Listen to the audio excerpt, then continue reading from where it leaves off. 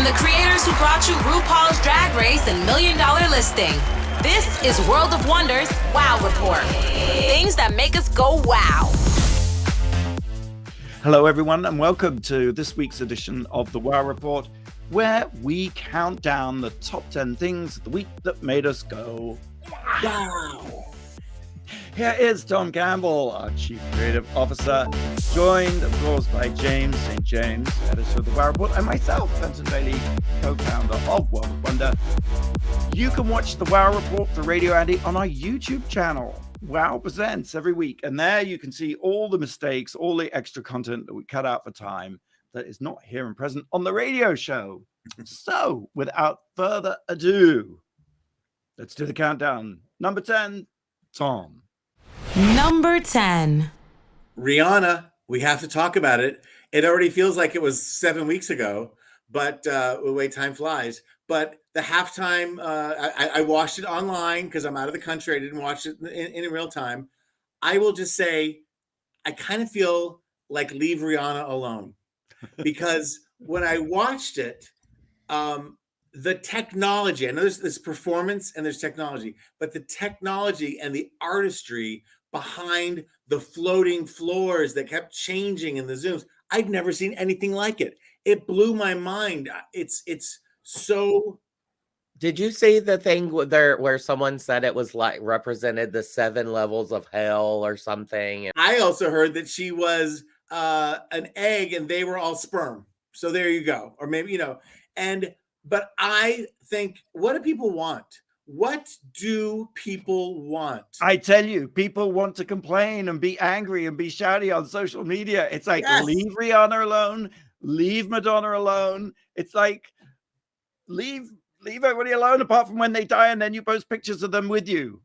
Yes. And then they were best friends. It's so good.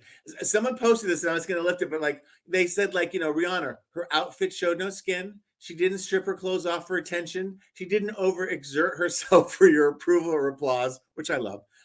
She didn't say, "Oh, I'm pregnant, so I can't perform." She didn't, and it's just the whole idea that she kind of gave this, and she's Rihanna. She's never been a thirsty celebrity. Here's the thing about Rihanna is that the Super Bowl needed Rihanna more than Rihanna needed the Super Bowl. Thank you. And that Rihanna is a billionaire who doesn't give a fuck about her music anymore. She is a makeup mogul now. That's where her interest lies. She did this out of the kindness of her heart. She came and gave a best of Rihanna show when she didn't have to. She was 10 months, postpartum. She was pregnant again. She didn't have to do this shit. She didn't have to. She did it to be nice to us, to give the fans a love letter. So be quiet and enjoy it. Fun fact, when she powdered her nose at that brilliant moment in the show, yes. Google searches for Fenty makeup went up 833%. So, Exactly. Who gets the last laugh? But I have to say, I've never seen a Super Bowl performance that occupies the space so fully and dimensionally.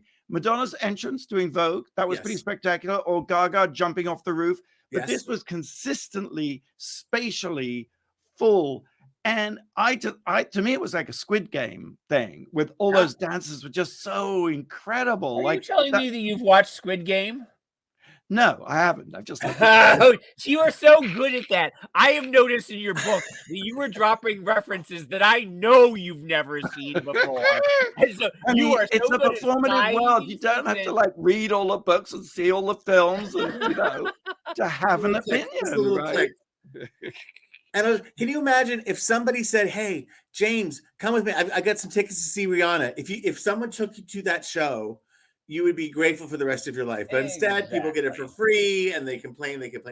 Billy and I went to see Rihanna before she was a big star. Umbrella was out. Remember Umbrella? Sure. And she opened for Kanye West. And Kanye West wouldn't let her open the curtains. So there was literally 3 feet between the curtain and the edge of the stage. And all she could do was walk up and down, poor thing. And the audience was so dismissive and so rude and kind of talking and not. But Billy and I was like, she's really good. She's really showed good. them, didn't she? Yes. I saw Rihanna in 2014, and I can only just hear yesterday. Yeah. Here again. Yeah. James, you No. said it was like, what about Satanism? Because I feel you're qualified to speak on this topic. Well, no. There was just a lot of online chatter from the right, from MAGA people saying that she's a Satanist and she was grabbing her pussy and she was wearing red for Satan and blah blah blah blah. I just want to say, what did we do before drones were able to capture? That's what made it so beautiful. That drone footage flying in and out and all around. It's transformed the entertainment industry. It's transformed movies and TV, everything. Well, there should be innovation, and that's what it's all about.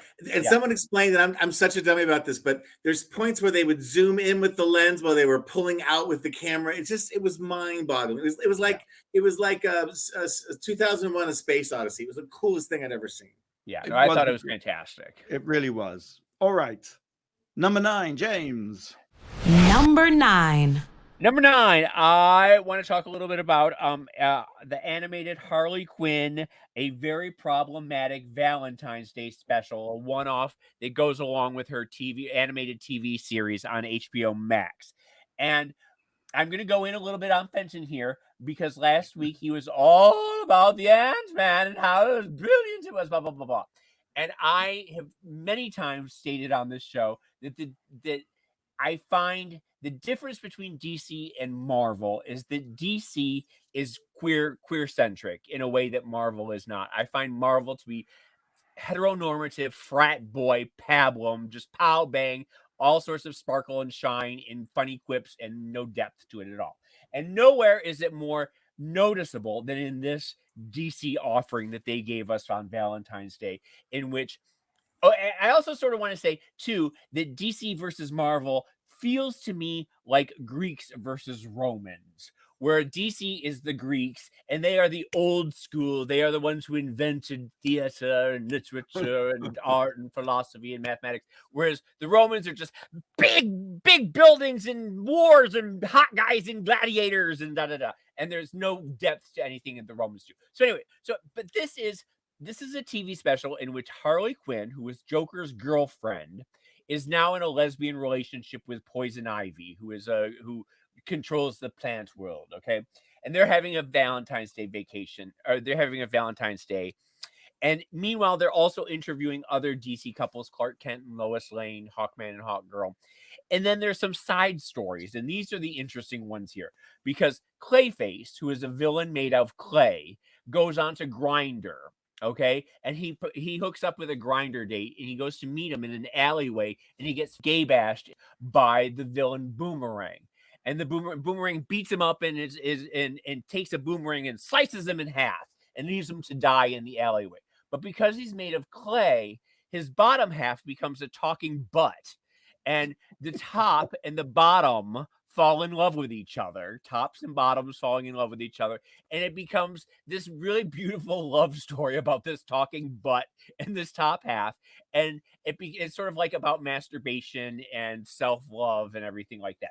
Then there's also a story with Bane, who is another superhero who is always in leather, and he's out like walking the streets looking for love, and he comes across a dominatrix who thinks that Bane is his sidekick for this sex dungeon.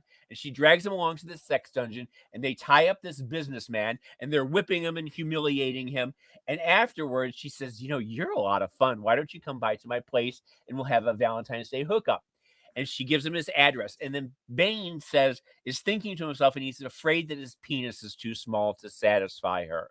He's terrified that his penis is too small. So he goes to the demon Etrigan and gets a penis enlarger. But unfortunately, it enlarges him as well. And he's this giant with a giant penis, and he's walking the streets, and he sees a billboard, and he goes to make out with the billboard because it's this hot guy, and he starts fucking the building, and he's humping the building, and he brings the building down with his giant penis. And then he's going around fucking all these buildings and bringing the buildings down with his giant penis because he's humping all these buildings, and all of Gotham City is just falling because Bane's giant penis.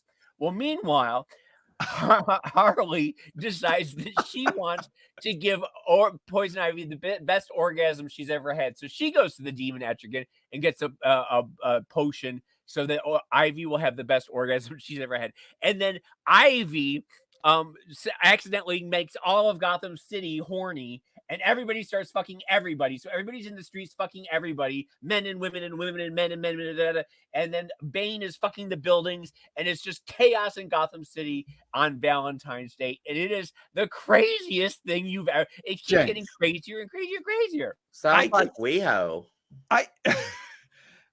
I'm like, I still haven't watched The Boys because I've been so disturbed by your accounts of the orgies and the goings on in The Boys. I'm like, I just don't know if I'm able to watch it. And now this, it's like, I just can't believe it's this candid and horny and full on. Well, and that's just it. sexual. That's just it. When I say that Ant-Man seems like is very visual and fabulous and wonderful and lots of funny quips, and we love all the characters. But DC really pushes the needle and really goes deep where sometimes Marvel, I don't think, does. And I think to have a Valentine's Day special that covers kink, it covers self-love, it covers lesbians, it covers all the LGBTQ people under the umbrella, and does it in a way that is funny and shocking and fabulous. Frankly, it's so crazy.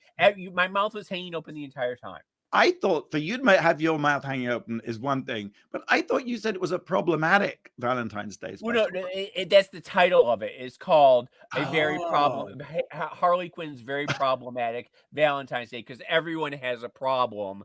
I thought you were editorializing that. Indeed, is the name of the special. Okay, the name of the special is Harley Quinn's very problematic Valentine's Day special. Streaming on HBO Max sounds like an understatement. Number 7. This feels very on point after what Jay said. Cocaine Bear, a new movie coming out next Friday. I was driving into Hollywood, saw this giant billboard, Cocaine Bear, just this sort of bear that's just crazed in a cloud of cocaine. What I didn't know is that this movie, story. Yes, true story, right? Exactly. True story, supposedly, of a 175-pound American black bear that, in real life, passed away after ingesting a duffel bag full of cocaine.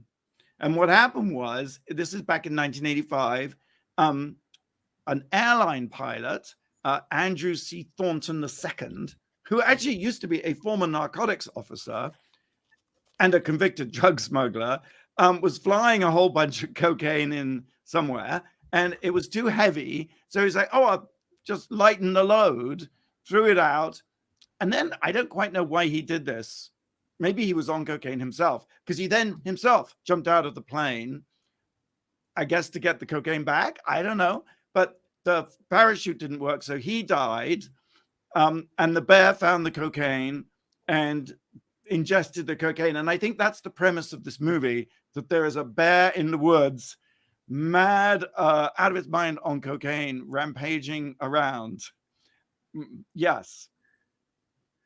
Questions? I do want to say that it does have a bit of a pedigree, though, because Elizabeth Banks is the director, and she doesn't do I mean, she's fun, but she does good stuff. So I think that it might not just be yes, you were lured in by the premise, but I think it might actually be a good movie. I know plenty of cocaine bears, by the way. Hey. I was going to say, it's the Blake Jacobs story as well. It's about precinct bears. Did you see the movie? No, of course not. Just the trailer. That's what James does. I thought. I was noticing a pattern here. I want to go see it. Well, I want to know, the story of the bear ingesting the cocaine and going crazy on it didn't happen. He really just ingested it and died. Yes, he did go on a rampage. I think there was. I mean, he went berserk. No one was eaten, James. The bear just ate it and died. Okay. But the bear is that you can go see the bear. It's it's on display. It's been taxidermied. That is right. The Kentucky, you know all about this. The Kentucky Fun Mall in Lexington, Kentucky, is the host of the Cocaine Bear. And I also say, yes, there's merch. And in fact, this Saturday, it is their first Cocaine Bear Day. They're having a celebration. They're going to have shots, not actual shots, some kind of candy or something. But you can go see the Cocaine Bear. It's been stuffed. Not with cocaine, but with taxidermy things that make things stuffed, I suppose. Now, yeah, you know, we've posted about this a lot on the WoW Report. It's sort of a favorite of ours through the years. I remember Steven Saban going back as far back as 2013 was writing about the cocaine bear, and so when we were all very excited when it was announced that this movie was coming out, and so you can find all sorts of cocaine bear facts on the WoW Report if you just Google. I just wonder, do you know so much about this, James, because it's been written about in the WoW Report over the years? Or were you the one who pushed the cocaine out of the plane and then pushed the pilot out? That's what I want. Do we know who else is in it? Does it have any stars? Kerry Russell from Felicity, Jesse Tyler Ferguson from Modern Family, O'Shea Jackson, right? Yeah, that's Ice Cube's son. Oh, that's why it's called Little Ice Cube. Right, okay. And Alden Ehrenreich from Supernatural. That's a good name, isn't it? I'll bet there'll be lines around the block to see this one. I know. I just didn't have time to think of any puns. That's I know. Let's see. Bump, snort. You'll be snorting in the aisles. I don't have one for Hot Rail, but I want to say Hot Rail there. Thank you. It is. The theme tune, of course, is White Lies, right? White Lines. Da, da, da.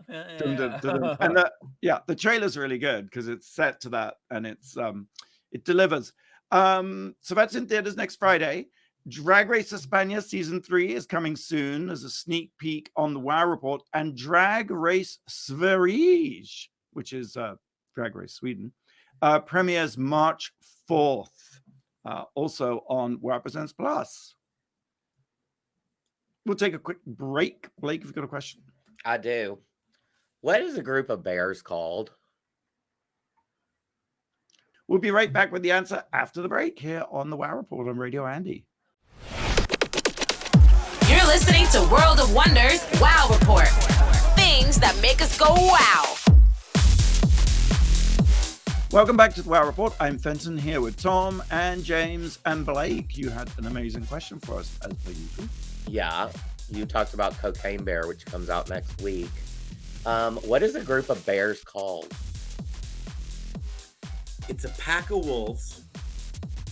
I'm going to say it's a den of bears. Oh, I'm going to say it's a honeypot of bears. I'm going to say it's a coven of bears.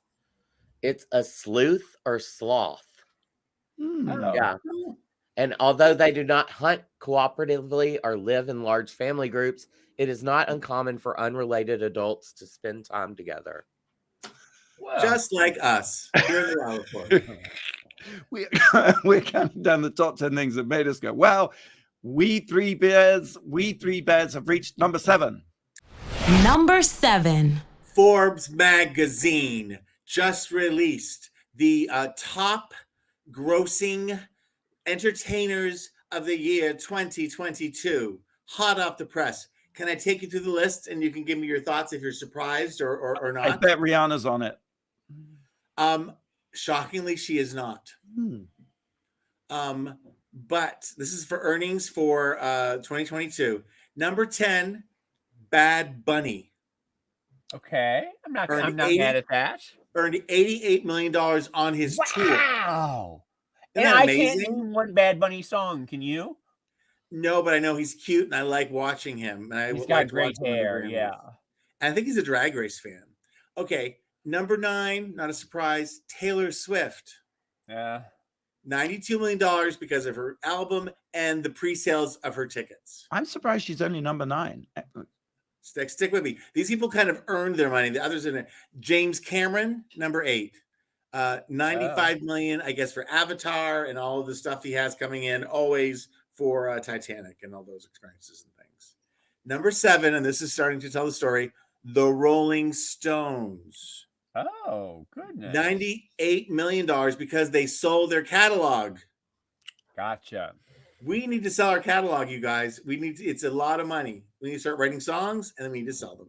The Pop-Tarts. Yes. Yes. Number 6, Brad Pitt. $100 million because he sold the vast majority of his stake in Plan B movies. Is it Plan B or Plan A? Plan B, his production company. Plan B. Right, Plan B. Good investment. All right. I'm not saying these are exciting. I'm just telling you, it's good. It's a good reminder of what makes money in this crazy world. I'm guessing it's going to be a sleuth of Kardashians. No Kardashians made this list. Oh. Number 5, James L. Brooks and Matt Groening, who are the creators of The Simpsons. And I think they made a huge deal with Disney. $105 million. Okay. Number 4, similar story, Trey Parker and Matt Stone, $160 million. They're the South Park guys, and they did, they also do How crazy that both The Simpsons and South Park haven't been relevant in 20 years, and they're making $100 million. Well, what did they do? They made a huge deal with Paramount. So I think it probably writes to that. And they also do have Book of Mormon, which is a musical that's still on Broadway and still plays around the world, around the country. Just interesting. Number 3, Tyler Perry. Ugh. $175 million. I'm no judgment.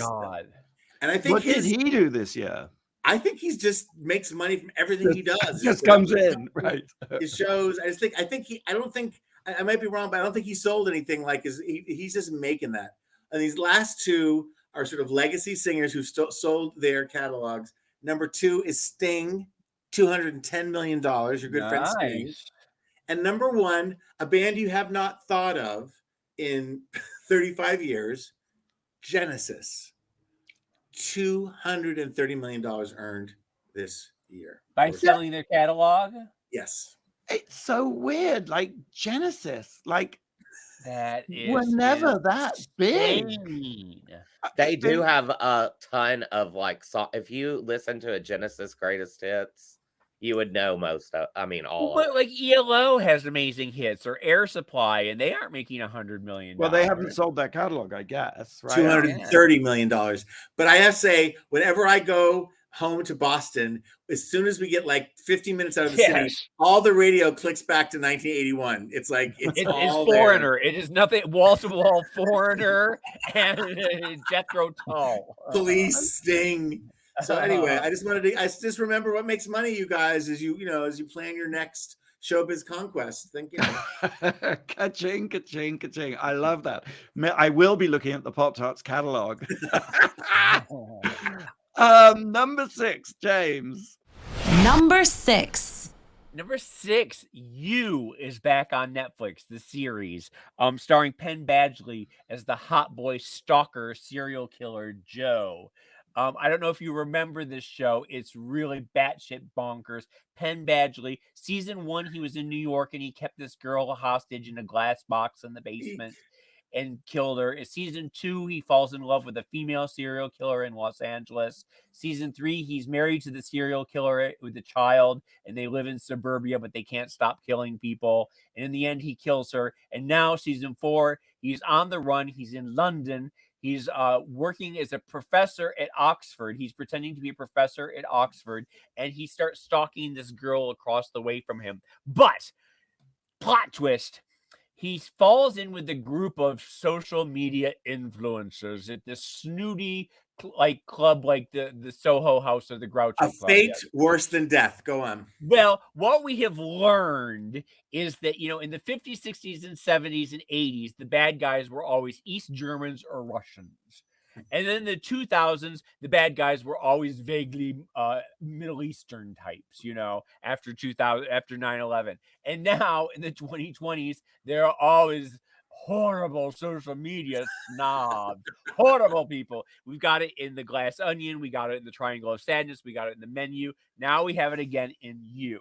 And what happens is he's out partying at this snooty club, and the guy he's partying with ends up dead in his apartment, and he's being framed. The serial killer is being framed for a murder he didn't commit, and now someone is stalking him. Someone is stalking Joe, and he's got to figure out who's stalking him and who framed him. And that's sort of the premise for season 4. Justice for the serial killer. Right. And the funny thing is that as horrible as he is, and he's just horrible, and he's just a stalker, and he's just terrible. But you root for him for some reason, because Penn Badgley is so hot, for some reason you were always rooting for this horrible character. And I keep thinking, I go back to, like, I'm watching Dark Shadows again. Every night I watch Do Dark you Shadows. ever stop, or is it just I on a did. I stopped for a few continual loop? years, and now it's back on KOMP. And so I watch it every night at 2:00 in the morning. I DVR it. But you're always rooting for Barnabas. You root for the. Why are we always rooting for the bad guys? Why do we root for the killers? Well, with the vampire legend, they're always tormented. Is Penn Badgley tormented by his No, evilness? he jerks off watching women in their houses. He through the window, and then he kidnaps them and keeps them in a cage, and then he kills them. I mean, it's like he's a terrible person by all accounts. He talks in this very sort of sexy ASMR voice, and he's got this hot beard, and you are so enthralled with him because Penn Badgley from Gossip Girl, and he's playing this that you do end up rooting for the serial killer stalker. Ted Bundy.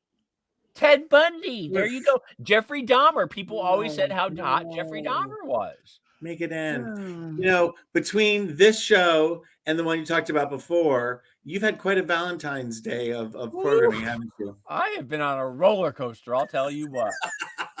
Well, actually, You is streaming on Netflix, and I wonder if this next item Number 5 would stream on Netflix. I'm calling it High Crime and Methdemeanors. And I was, doom scrolling, like going through it was Madonna's face all last week. It was just Madonna's face, Madonna's face, Madonna's face. And I stumbled in the course of it on this little news item about a woman called Taylor Shabusiness. I'm not sure if I'm pronouncing the last name right. I hope I am, but maybe I'm not. 25-year-old who was in court, and a witness failed to show up, and for some reason this triggered her, and she assaulted her attorney. This was in Wisconsin. She just jumped on him. Well, you start reading an article in the Daily Mail, and it goes on, and it goes on, and it goes on. Normally, it just repeats the same 3 facts over and over and over again. So by the sort of 3rd or 4th time you're reading the exact same thing, you're like, I'm done with this. But in this case, I was like, well, I wonder why she was on trial in the first place. It turned out that she was with her lover, because she's married and she's a new mom. She was with her lover, and they were doing a little choking love play, choking, and she accidentally completely strangled him.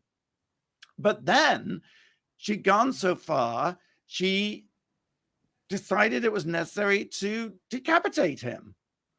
And as you do. And she did that, and then she left the house, and the victim's mother was asleep upstairs, heard the door bang. This was like 3 a.m., went downstairs to the basement where her son lived to, what's going on? What's this noise? Doesn't see anything, is leaving, going up the stairs, and she sees a bucket at the bottom of the stairs covered with a dirty dish rag, lifts it up, and there is her son's head in the bucket.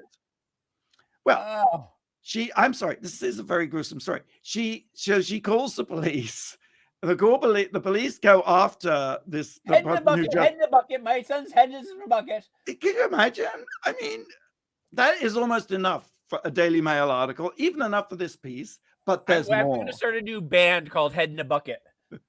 Coming up next on Head in a Bucket. Continue. The police catch up with her and say, and she's covered in blood, and they say, look, we just found this head in a bucket in your boyfriend's house. And she's like, oh, damn the head. I can't believe I left the head. So I can't believe I left the head. That's the catchphrase. I can't believe I left the head. She then goes on to tell them that, yes, they were doing crystal meth, and that they were having a little sex game, and that she then choked him. And then she said the police were going to have lots of fun trying to find all the organs, because she completely chopped the body up and spread it all around the basement.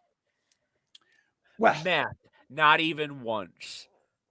Well, I know, but it gets worse. And this is where it gets totally PG. She also said that having done that, she then sucked the victim's penis. She had a dildo that she used in both ends. And it turned out PG. This is PG. NC-17. Yeah. And it turned out that the legs and other body parts were in a crock pot box on top of a laundry basket full of clean clothes in the rear of her minivan. I mean, minivan. yes, she's a soccer mom. She's a minivan driving mom. God, T.S. Madison was here for this. I know. I literally, as I was reading the article, I was like, I've got to stop. There can't be any more. And there's more, and there's more. It just goes on. And then ultimately, the final surprise is they also, in the bucket, they also found his penis. And I think so season 2 is 2 heads in a bucket. But can you believe it? I mean, like, there you go. I don't know what to say. I feel bad even repeating the story, but it's sharing. Some people just can't handle their meth. It's just And the moral of the story, I think we should take a break. Blake, do you have a question for us? I do. What is First Lady Jill Biden's maiden name? Finally, a wholesome part of the show. We'll have the answer for you right after the break here on the Wow Report. You're listening to World of Wonders Wow Report. Things that make us go wow. Welcome back to the Wow Report. Fenton here with Tom and James and Blake. I asked, what is First Lady Jill Biden's maiden name? I think it must have something to do with the show. Some words already been said today. So I'm gonna either say crystal or bear. I'm gonna say sleuth. Jill Sleuth. I'm quickly Googling. Oh, because I never get the answer to these questions. It's Jacobs. Jill Jacobs. right. That's a nice name. The answer was hiding in plain sight. Right. Wait, do you think you're related? I don't know. I meant to look it up on my family tree and see if I could connect some dots, but I've been too busy with Fenton's book, alas. But that's coming up soon. all right. Oh, is that a plug? Later? It is. That is a plug for the audiobook version of Screen Age. Right. I've been working my ass off on it. So Thank you so much. But yeah, I will come back and let you know if me and Joe Biden are actually related. Great. Yeah. I'm sure you are. We are counting down top 10 things that make us go, wow. We've reached number 4. Tom. Number 4. This is our Rest in Perfection. And this week, Rest in Beauty, Raquel Welch. Probably one of the most, a sex goddess, one of the most beautiful women of the 60s and 70s and beyond. She never really, there was an unflattering picture of her on TMZ last year at like 81 or something. Oh, I remember that was nasty. Yeah, but before that, this woman never took a bad picture.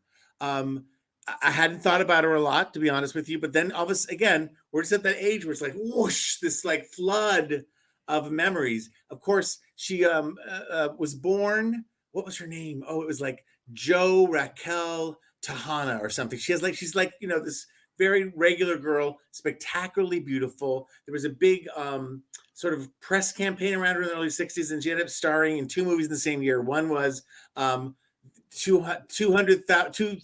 BC or whatever that is, 2 million years BC, and there's one where they went into the body of someone. It was, what was that called? I'm spacing out. Voyage.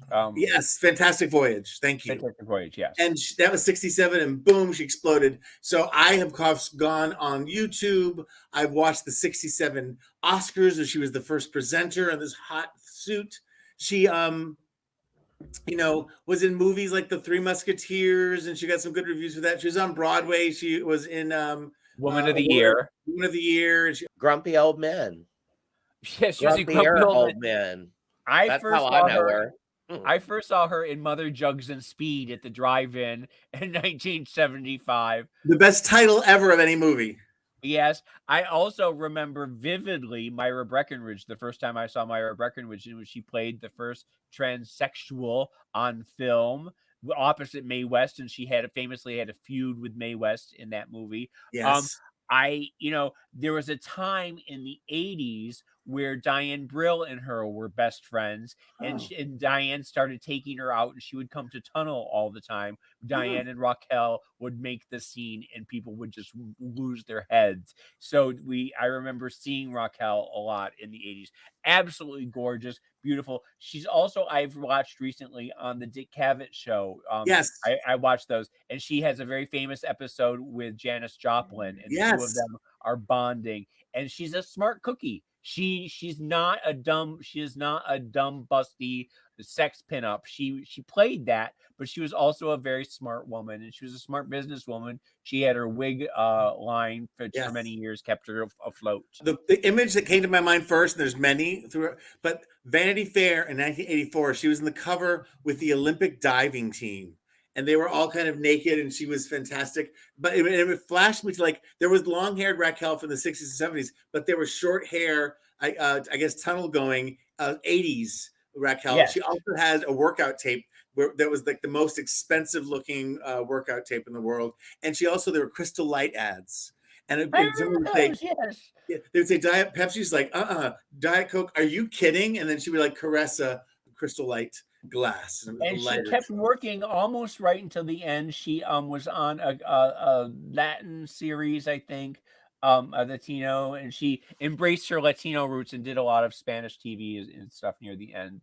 Yes, beautiful woman. Yes, and the last thing I just have to say, which is the most beautiful thing, if you got to go on YouTube right now, or we'll put it on the Wow Report. She was a guest on the Cher Show in 1975. Yes, and two sort of complementary but not matching stringy body revealing gold outfits made by Bon Backy. They do a version of I Am Woman that will turn a gay man straight. WOMAN. I'm a woman. Yes. Rest in perfection, Raquel Welch. And that 82 is young these days, right? I mean, that's it is. Yes. She was also kind of famous for being difficult, but I love that about her. Supposedly, when she went on an award show, she would make them tape her rehearsal. She'd wear 4 or 5 different outfits. She'd look at the material and then decide which one she was going to do. It's just what every drag queen on Drag Race does now. She set the tone. Yes, drag mother. All right, number 3, James. Number 3. Number 3, I watched a rom-com on Valentine's Day, Your Place or Mine, on Netflix. It's a new movie starring Reese Witherspoon and Ashton Kutcher. And do they eat each other at any point? Do they eat each other's body parts? I'm getting to that. That's the whole point of it, is that they are best friends. They hooked up 20 years ago. They had a one-night stand, but they decided just to be best friends after that. And he's a tech billionaire living in New York. She's a suburban mom living in Los Angeles with a 16-year-old son. But they're still best friends. They talk to each other every day via Zoom, via video chat. And at one point, she decides that she is going to take a class in New York and going to do a job interview. And he comes out to LA to take care of the son. So they decides to switch houses, and she goes to live in his billionaire penthouse in New York, and he comes out to LA and lives in her suburban house and takes the kid to school and blah blah blah. So it's a fish out of water. Both of them, are in out of their elements, but they continue to talk to each other every day via split screen Zoom, so that Reese Witherspoon and Ashton Kutcher never have to actually film a scene together once, which is, I guess, sort of a pandemic solution to a problem. And it's a terrible, terrible script. Reese Witherspoon rises above it because we love Reese Witherspoon and everything she does. She's so adorable. Ashton Kutcher does not look like Ashton Kutcher anymore. He's in his 40s, late 40s now, and he's unrecognizable, and he's terrible. But you still like him because he's Ashton, even though the script is terrible and it doesn't work at all, and yet it all kind of works. And at the end, they realize that they're totally in love with each other, and they come and they meet together. And the last scene is the screens come together and they meet each other at the airport and they have a scene together. So they called it the new Pillow Talk, but it sounds like it didn't quite live up to those expectations. Well, I think they like I said, it was probably filmed during the pandemic when they couldn't film together, and so that was their workaround. And it kind of works. It's kind of funny, but it does become a little bit stale by the end, and you're glad when they finally have a scene together. But it was pablum for Valentine's Day, a sweet romantic something to cleanse my palate after you Yeah. and Harley Quinn. Yeah. And that's on Netflix as well, is it, James? Yes. Oh. And I just wanted to interject because I butchered it before. Jo Raquel Tejada was her maiden name. Oh. Miss Welch. Well, back to me. This also stars I Tig thought for Navarro. sure you were done. I thought for sure you were done, James. No, it also stars Tig Navarro, Steve Zahn, who was on White Lotus season 1, if you remember, and Jesse Williams, who you saw naked, Tom, on Broadway. Thank you for reminding me. Yes. All right. Marvelous. Well, number 2. Number 2. Continuing with our theme of animals on drugs, Squirrel Fiends. Have you heard the news that in China, they have successfully trained 6 Eurasian red squirrels with the ability to sniff drugs? And wait, sniff out drugs or to do drugs recreationally? To sniff them out. I suppose they would do them if they weren't trained and if they weren't restrained, but they are drug sniffing squirrels, Squirrel Fiends.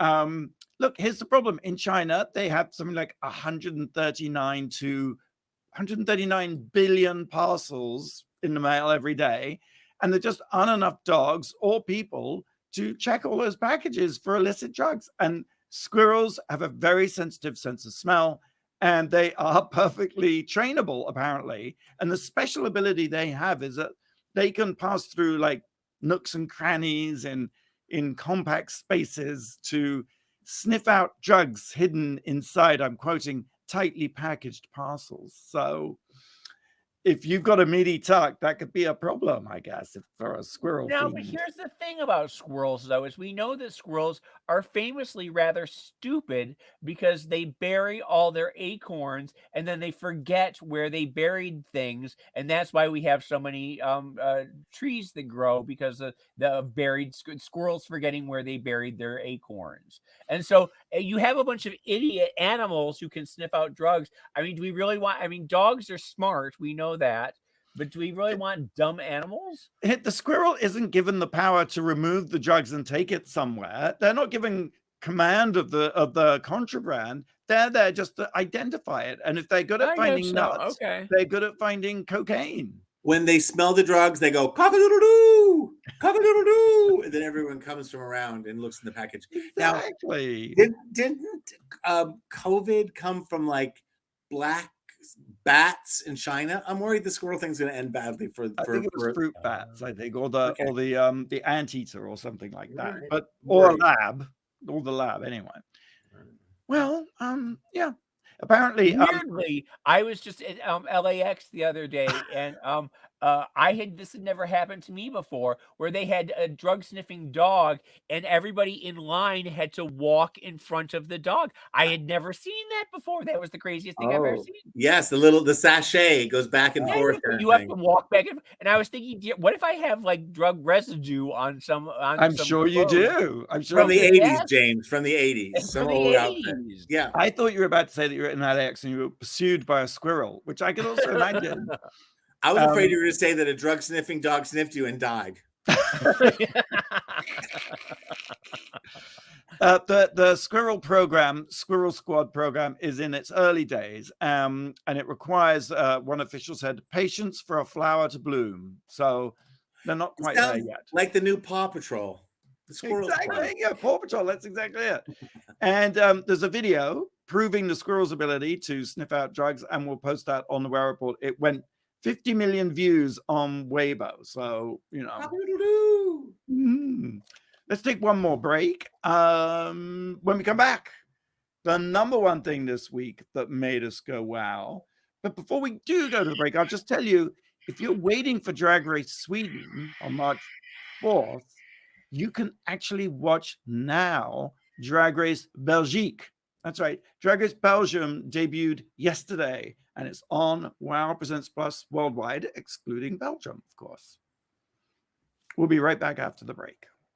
You're listening to World of Wonders Wow Report. Things that make us go wow. Oh, welcome back to the WoW Report. Fenton here with Tom and James and Blake, and we've been counting down the top 10 things that made us go wow. We've reached number 1. Number 1.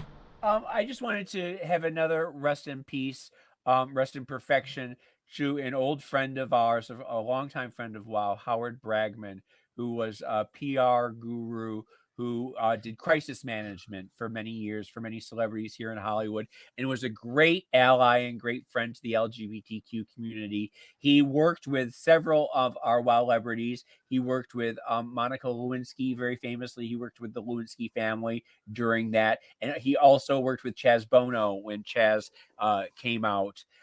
He works with, I mean, the list goes. Anytime a star was in crisis, you went to Howard Bragman, and he did his best to help you get out of it. He worked with Sharon Stone. The list just goes on and on of stars that he worked with, but he was a bigger than life personality. He was a great guy. He had a great laugh. He gave you a big bear hug when he saw you. He was always the easiest person to talk to, even when even if you just had a problem, if you were just like, he was there for you. And even if he didn't charge you, he was there to help everyone. And he was a good guy, and he died of leukemia, I think it was, this last week at age, what was he? He was young. 66 years young. I think, yeah.